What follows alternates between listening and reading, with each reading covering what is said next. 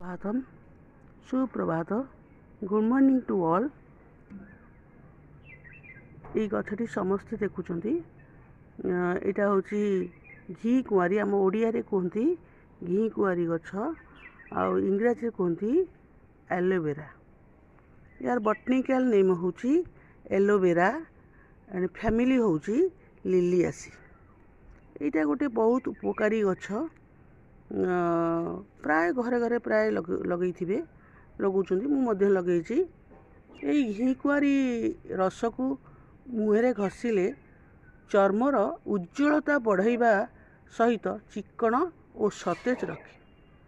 आउ थे कहूँ यही घी कुआरी को यहाँ गोटे ब्यूटी पार्लर जा दरकार नहीं, लगेले रस को मुहरे लगेले चर्मर उज्ज्वलता बढ़ी था, चिक्कण आउ सतेज रखे। आमर गोटे मोर स्टाफ ता मुहरे व्रण बहुत दाग होता सी डेली मेंचे लेखा एलोवेरा घसे देखला ता परिष्कार हो गला, मुह भी सुंदर आ सतेज देखाला।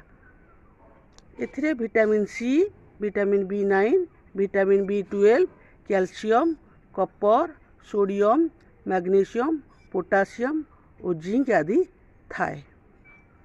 घी कुआरी रस सहित मिश्री खाइले पेट ठंडा रखे, हजम क्रिया साहाय्य करे, कोष्ठकाठिन्य दूर करे।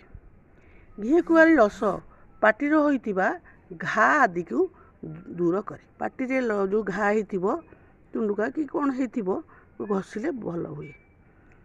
कौन शरीर रे क्षत स्थान रे घी कुआरी लगाइले, घी कुआरी रस लगाइले या भल करिथाए। शरीर कौन स्थान रे आघात पाई फुली गले यार रस घषिले फुला कमी थाए।